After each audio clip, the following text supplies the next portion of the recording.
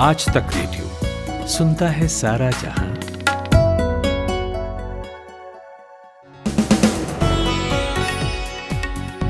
Hello, नमस्कार, आदाब। आज है 1 सितंबर, दिन है बुधवार। मेरा नाम है जमशेद कमर सिद्दीकी और मैं लेकर आया हूँ इवनिंग न्यूज़ पॉडकास्ट दिन भर, जहां होता है 30 मिनट में खबरों का सटीक एनालिसिस। तो किन खबरों पर होगी बातचीत, इस पर नजर डाल लेते हैं।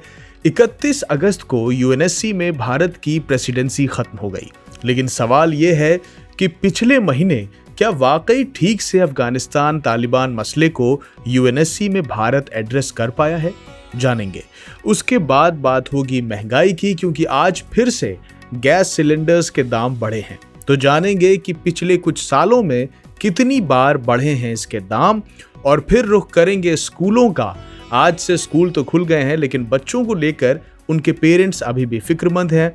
लेकिन अमेरिका से एक डेटा आया है जो उन पेरेंट्स को राहत दे सकता है। वो डेटा कौन सा है बताएंगे आपको। और फिर बात करेंगे एक ऐसी रिपोर्ट पर जो कहती है कि आने वाले दिनों में हमारी लाइफ एक्सपेक्टेंसी 9 साल घट सकती है। जानेंगे ये चिंता कितनी जेन्युइन है। और आखिर में जिक्र करेंगे मशहूर उपन्यासकार, कहानीकार, डायलॉग राइटर और शायर जनाब राही मासूम रजा का। आज उनकी सालगिरह है, तो उनकी एक गजल के जरिए उन्हें याद करेंगे। लेकिन उससे पहले हेडलाइंस सुनते हैं खुशबू कुमार से।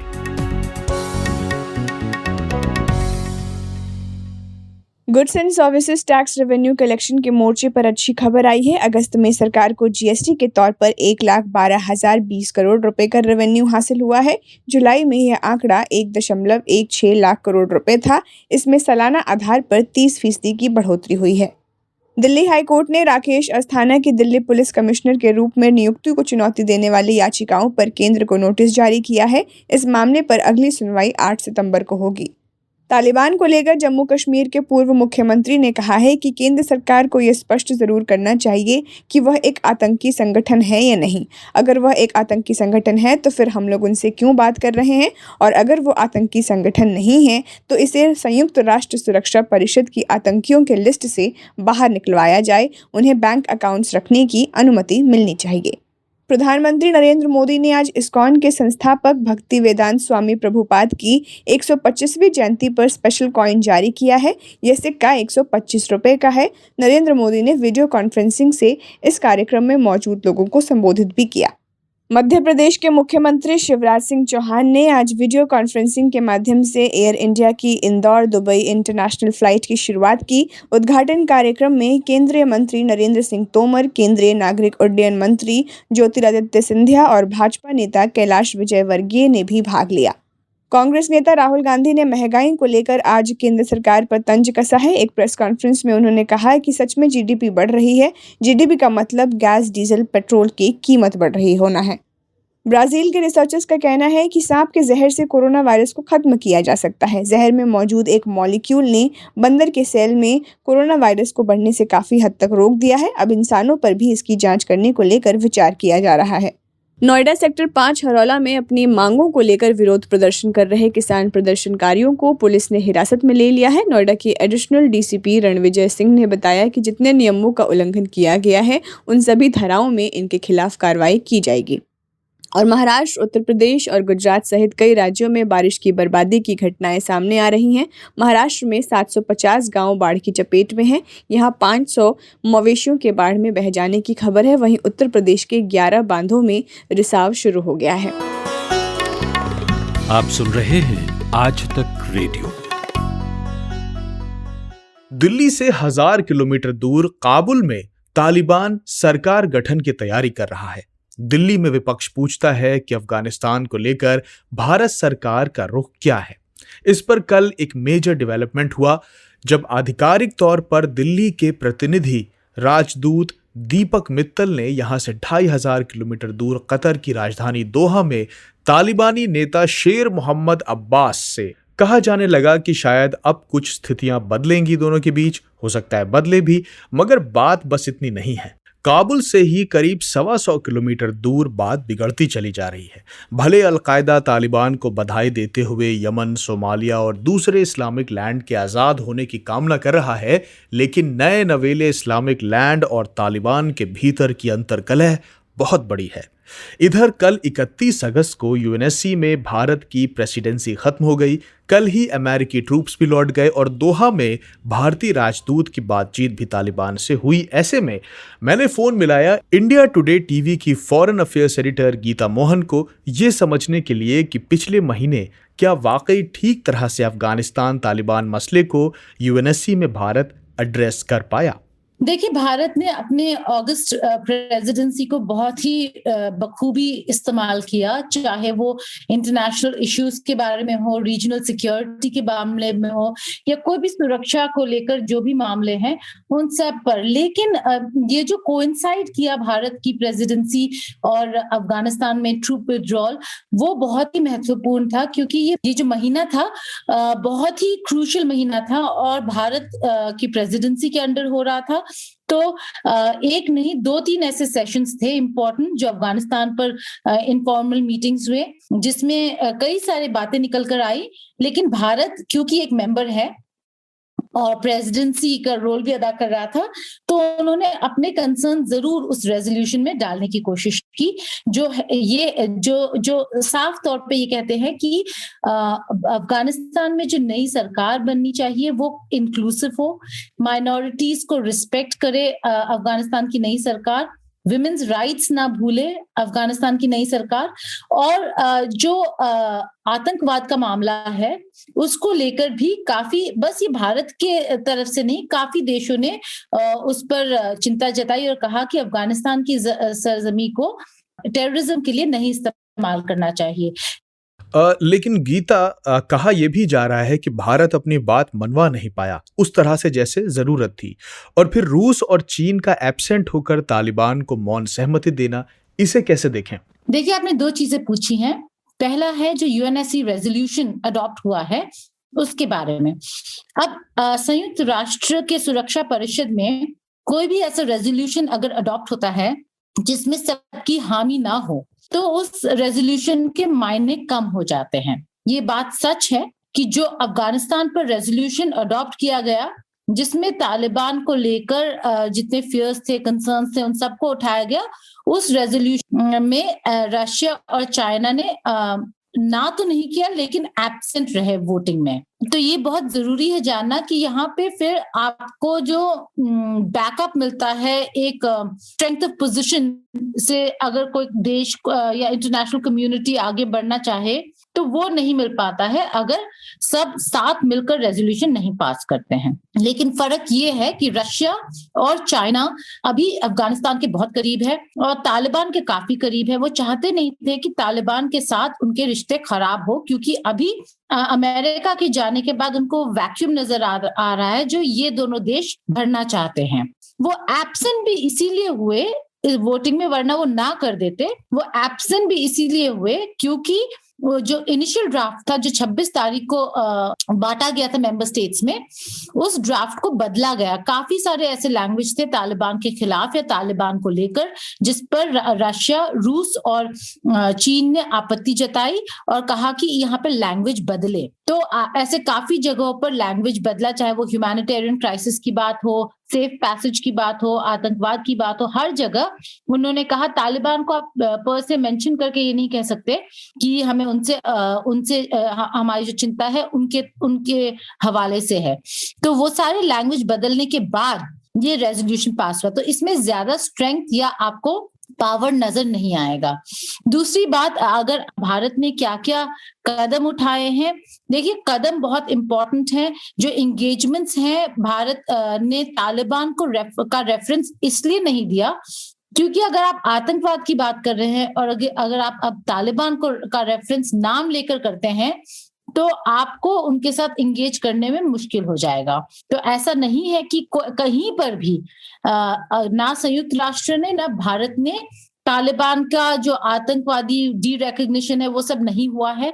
जितने भी तालिबान के फाइटर्स या टेररिस्ट हैं जो संयुक्त राष्ट्र के प्रोस्क्राइब लिस्ट में है, उनको अभी भी नहीं हटाया गया है। गीता, प्रेसिडेंसी के मसले पर अब आगे क्या होगा और फिर से भारत का नंबर कब आएगा, और ये भी बताएगा कि आयरलैंड की प्रेसिडेंसी के तहत कौन सी बैठकें होने वाली हैं? देखिए, जो संयुक्त राष्ट्र सुरक्षा परिषद की जो प्रेसिडेंसी होती है वो रोटेटिंग प्रेसिडेंसी होती है। जितने भी 15 मेंबर्स हैं, 5 परमानेंट और 10 non permanent, Bharat non permanent member है। जितने भी ये 15 मेंबर्स है उसमें ये रोटेट करता है। हर महीने एक देश को प्रेसिडेंसी मिलती है। भारत को अगस्त के महीने में मिला, अगला उनको शायद दिसंबर अगले साल मिलेगा। तब तक वो रोटेट करेगा। भारत की प्रेसिडेंसी खत्म होते ही आयरलैंड ने अपनी प्रेसिडेंसी शुरू कर दी है, और आयरलैंड के प्रेसिडेंसी के तहत भी कुछ बड़े इंपॉर्टेंट अफगानिस्तान पर मीटिंग्स होने वाले हैं। एक जो यूनामा, यूनाइटेड नेशंस का जो अफगानिस्तान में मिशन है, उसका जो मैंडेट है उसका रिव्यू आने वाला है, तो उसको कंटिन्यू करना चाहिए और किस तरीके से कंटिन्यू करना चाहिए उसका रिव्यू है। उसकी मीटिंग होने वाली है इस महीने सितंबर में आयरलैंड की प्रेसिडेंसी के तहत। और उसके अलावा एक और मीटिंग होने वाला है, इनफॉर्मल मीटिंग। जैसे भारत ने किया था वैसे आयरलैंड भी एक इनफॉर्मल मीटिंग बुलाने वाला है अफगानिस्तान पर। इंडिया टुडे टीवी की foreign affairs editor Geeta Mohan.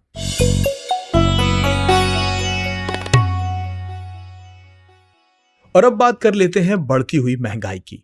आज महीने के पहले दिन ही घरेलू सिलेंडर के साथ साथ कमर्शियल सिलेंडर भी महंगा हो गया।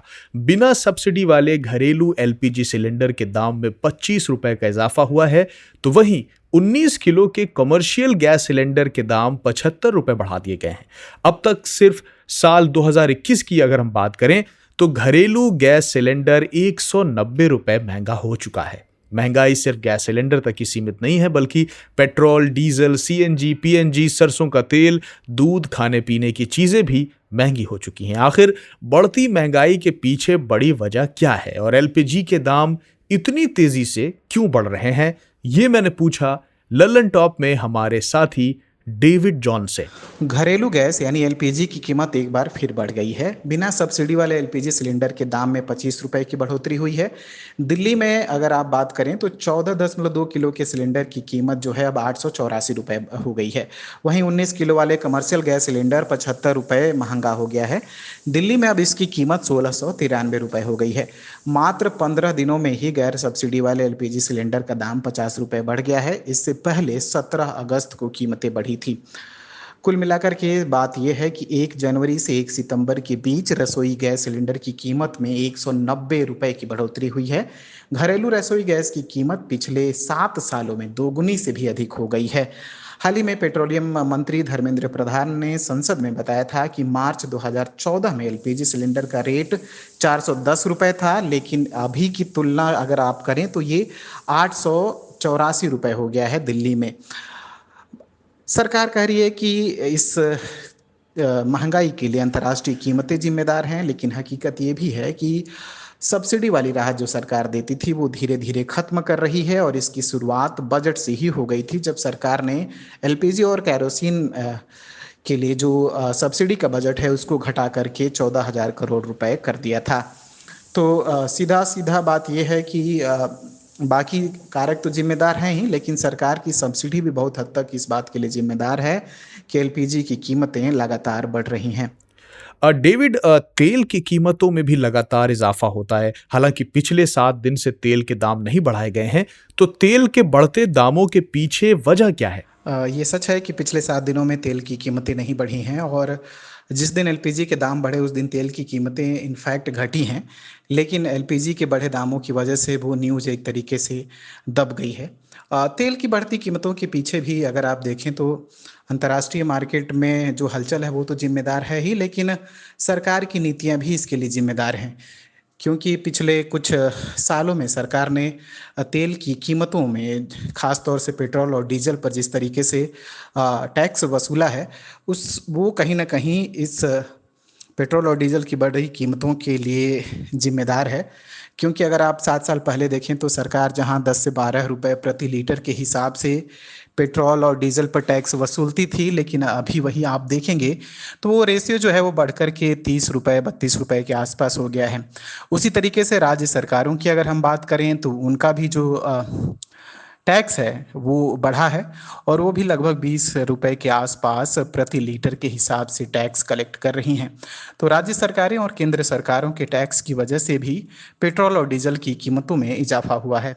डेविड, ये बताइए, क्या बढ़ती महंगाई के पीछे बढ़ते तेल के दाम ही एक बड़ी वजह है? क्या लगता है आपको? ईंधन की बढ़ती कीमतों का असर महंगाई पर भी पड़ता है। थोक मूल्य सूचकांक की अगर हम बात करें, जिसे अंग्रेजी में हम होलसेल प्राइस इंडेक्स के नाम से जानते हैं, तो पेट्रोल और डीजल का कंबाइंड जो वेटेज है वो 4.7% के आसपास है।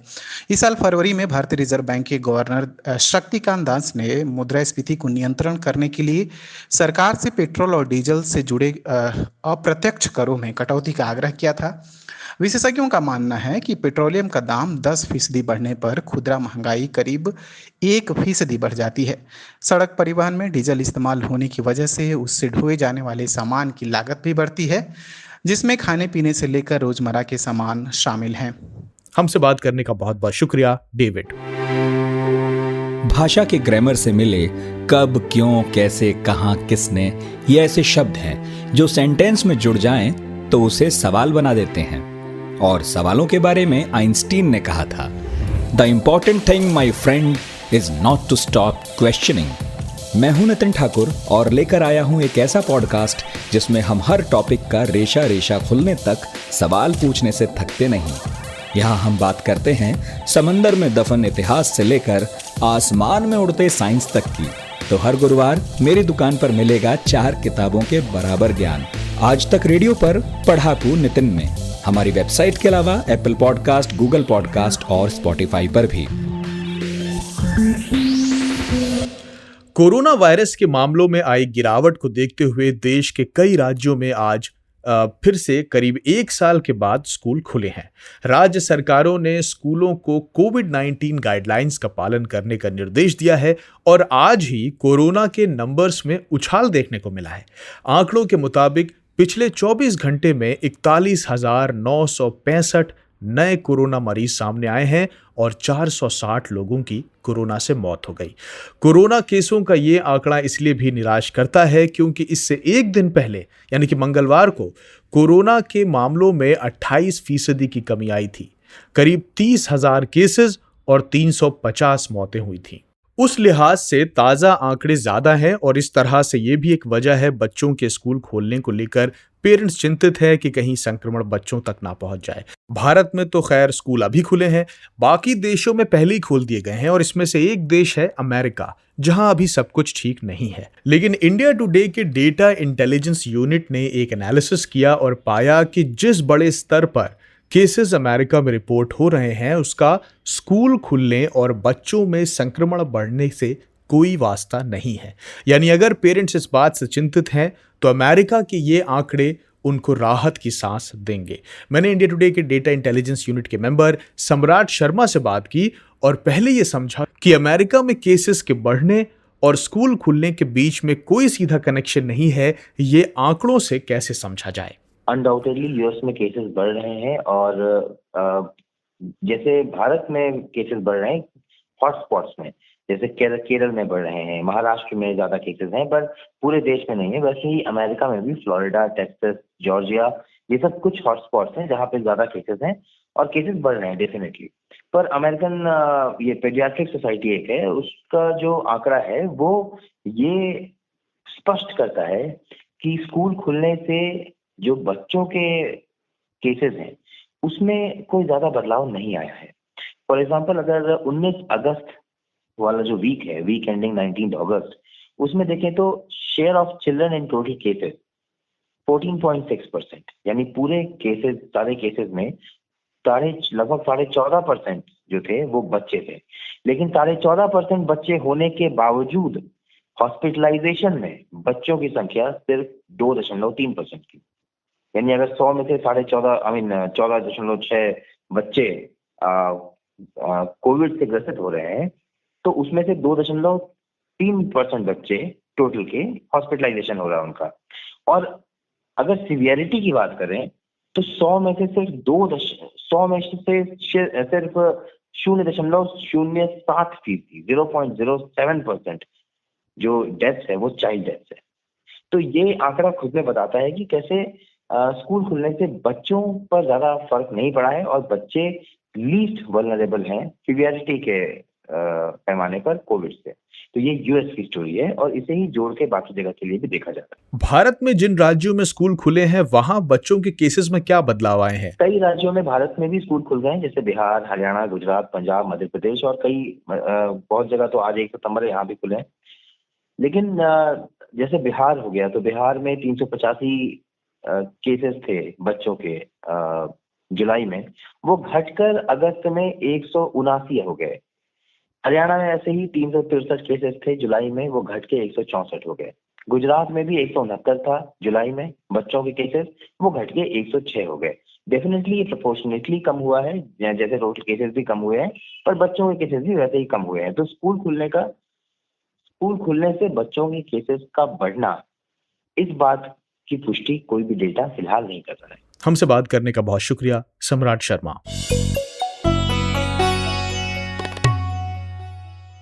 और अब बात करते हैं वायु प्रदूषण की। हमारे देश में ऐसा कोई हिस्सा नहीं है जहां वायु प्रदूषण का असर ना हो। हिंदू कुश हिमालय क्षेत्र में भी प्रदूषण वहां के इकोसिस्टम को नुकसान पहुंचा रहा है और अब तो हालात इसे कंट्रोल करने से भी लगभग बाहर हो चुके हैं। वैज्ञानिकों का कहना है कि वायु प्रदूषण मौसम के साथ साथ मॉनसून के पैटर्न को भी प्रभावित करने लगा है।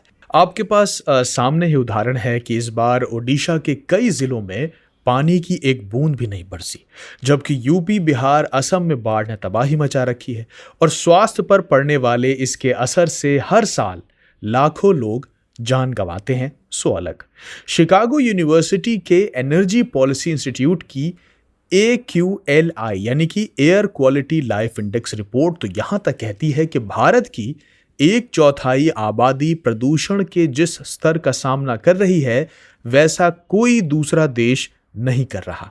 और इसी रिपोर्ट में इस बात का खुलासा भी हुआ है कि प्रदूषण के स्तर की वजह से देश के कई हिस्सों में लोगों की उम्र 9 साल तक कम हो सकती है। जी हां, 9 साल तक। और इसमें सबसे ज्यादा हालात दिल्ली के खराब हैं, जहां के लिए अनुमान यह है कि यहां रहने वाले व्यक्ति की लाइफ एक्सपेक्टेंसी 9 साल 7 महीने तक कम हो सकती है। रिपोर्ट में आंकड़े ये भी कहते हैं कि दक्षिण एशिया में अगर प्रदूषण को WHO निर्देशावली के अनुसार घटा दिया जाए तो औसत व्यक्ति की उम्र 5 साल से ज्यादा बढ़ जाएगी।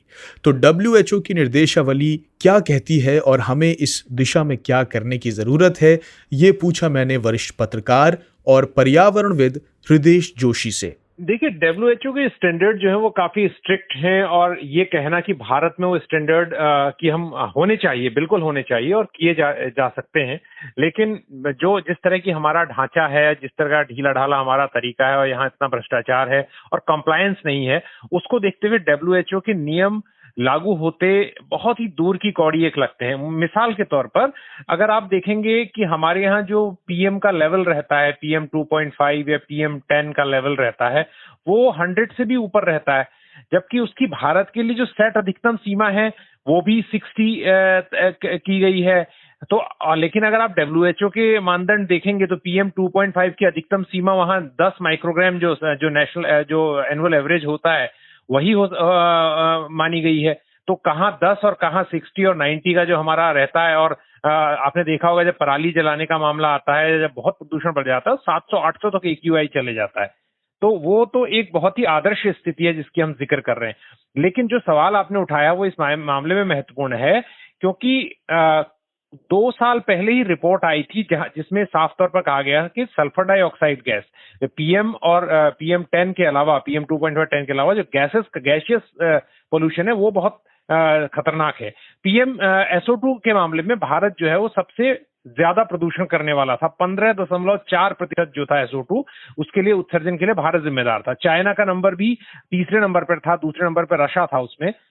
तो ये देखने की बात है कि ये एक ऐसी गैस है जो सबसे ज्यादा, जो बात आपने कही ना कि जो आंख, नाक, गले, सांस की तकलीफों और इसके लिए, अस्थमा के लिए जिम्मेदार है। तो बड़ों से लेके, बुजुर्गों से लेके बच्चों तक ये सब पर असर डालती है। तो इसी तरह, और इसमें दूसरा उदाहरण ये है कि जो बिजली घर है हमारे, पिछले 5 साल से ज्यादा का वक्त हो गया है, वो सुप्रीम कोर्ट में मामला गया, उसके बावजूद वो जो है FGD में जो होती है, फ्लू गैस डीसल्फराइजेशन हम जिसे कहते हैं, ताकि चिमनियों से उनके धुआं न निकले जानलेवा, उसको रोकने की कोई कोशिश नहीं कर रहे हैं। जबकि चाइना ने अपने प्रदूषण को 2006 में ही कम करना शुरू कर दिया था और आज उनके 90% प्लांट्स में वो टेक्नोलॉजी लगी हुई है। तो ये दो स्तर पर इसको आप समझ सकते हैं। पहला ये कि भ्रष्टाचार है, दूसरा ये मिलीभगत है अधिकारियों के साथ और जो बिजली घर और जितने उद्योगपति हैं उनके बीच में, और तीसरा जो है कंप्लायंस के का डर नहीं है, कोई ऐसे नियम कानून नहीं है जिनका डर हो लोगों। हृदय जी, भारत सरकार का एक प्रोग्राम था नेशनल क्लीन एयर प्रोग्राम। मैं ये जानना चाहता हूं कि क्या उस प्रोग्राम का असर जमीन पर दिख रहा है, क्योंकि 2 साल हो गए इसे आए हुए। क्या इसका जो गोल है वो आपको लगता है कि वो अचीव हो रहा है या फिर आगे होगा? देखिए, इसमें जो इनका जो स्टेटमेंट आपने पढ़ा, तो उसमें उसके पहले हिस्से से तो मैं सहमत हूं कि भारत में जो पूरी दुनिया में जो प्रदूषण है उसका सबसे बड़ी मार जो है वो दक्षिण एशिया पर है। इसकी सबसे बड़ी, दक्षिण एशिया में सबसे महत्वपूर्ण देश कौन है? भारत है। तो भारत में दुनिया के जो 20 सबसे ज्यादा प्रदूषित शहर हैं उनमें 15 भारत में होते हैं। जब दुनिया के 30 सबसे ज्यादा प्रदूषित लेते हैं तो 22 भारत में होते हैं। तो भारत और दिल्ली सबसे ज्यादा प्रदूषित राजधानी है। तो अब ऐसी स्थिति में ये तो साफ है कि भारत पर काफी लोड है, भारत और चाइना पर है, और उसके बाद फिर मोर्टेलिटी का रेट, उसके बाद भारत का नंबर तो है ही है। दूसरी बात जो वो कह रहे हैं कि इसको किस तरह से कदम उठाने की कोशिश कर रहे हैं और एनसीएपी का जिक्र कर रहे हैं, नेशनल क्लीन एयर प्रोग्राम का, तो वो बात मोटे तौर पर सही है कि एनसीएपी का आना एक बहुत अच्छी बात है। 2019 जनवरी में एनसीएपी को जब लाया गया तो उससे एक उम्मीद बंधी थी। लेकिन एनसीएपी में समस्याएं ये हैं कि ये एक तो अकाउंटेबिलिटी जिसे कहते हैं, जिम्मेदारी तो बताता है पर अकाउंटेबिलिटी, जवाबदेही फिक्स नहीं करता। मैं आपसे कहूं कि आज ये काम आपको करना है, कल आप नहीं कर पाए तो उसके बाद आपकी जवाबदेही के लिए, और इसके पास कोई जिसे कहते हैं कि नकदंत विहीन जो है, इसमें कोई प्यूनिटिव जो है, जो सजा देने के प्रावधान इसके स्पष्ट नहीं है। और तीसरा इसमें बात यह है कि एनसीएपी ने जो टारगेट सेट किए हैं, अभी इसमें अगर मैं गलत नहीं हूं तो 122 से ज्यादा शहर इसमें शामिल किए हैं। उनके एक्शन प्लान में एक तो फेल हो गया, कामयाब नहीं हो गए तो क्या है, और दूसरा इन्होंने जो टारगेट सेट किए हैं 20 से 30% जो प्रदूषण कम करने का टारगेट 2024 तक है।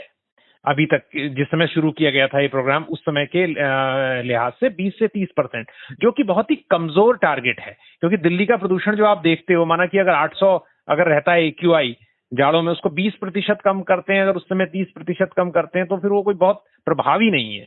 तो ये बात अच्छी है कि, और दिल्ली में कदम भी उठाए गए हैं, कुछ ऐसा नहीं है कि बिल्कुल कुछ नहीं हुआ है, लेकिन फिर वही है कि एंड मेजर आप कितना अचीव कर पाए हैं, उस लिहाज से ये देखने में कमजोर लगता है। ये थे वरिष्ठ पत्रकार और पर्यावरणविद हृदय जोशी। तो वायु प्रदूषण से क्रॉप साइकिल, वेदर साइकिल के बाद लाइफ साइकिल भी अब बिगड़ने लगा है, और ऐसे में इस दिशा में आप सभी को भी पर्यावरण का ख्याल रखने की जरूरत है, क्योंकि जन भागीदारी के बिना इन समस्याओं से अकेले सरकार या योजनाएं नहीं निपट सकती। तो इसी हिदायत के साथ अब मैं आपसे लूंगा विदा, लेकिन चलते चलते करते हैं जिक्र राही मासूम रजा का। गंगा के बेटे राही मासूम रजा हिंदी उर्दू की गंगा यमुनी तहजीब के सबसे बड़े झंडा बरदार थे।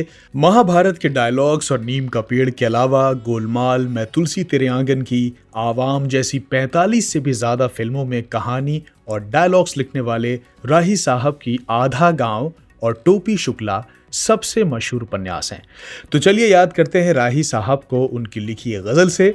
लेकिन उससे पहले एक दरख्वास्त ये है कि हमें ज़रूर बताइए कि आपको कैसे लगते हैं हमारे पॉडकास्ट। कोई राय, मशवरा, शिकायत जो भी हो, मेल कीजिए radio@aajtak.com पर।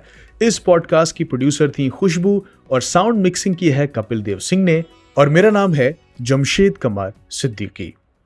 हम तो हैं परदेश में, देश में निकला होगा चांद, अपनी रात की छत पर कितना तन्हा होगा चांद, जिन आंखों में काजल बनकर तेरी काली रात, उन आंखों में आंसू का एक कतरा होगा चांद। रात ने ऐसा पेंच लगाया टूटी हाथ से डोर, आंगन वाले नीम में जाकर अटका होगा चांद।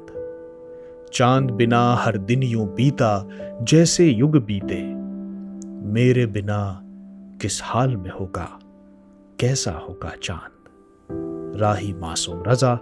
आप सुनते रहिए आज तक रेडियो। नमस्कार।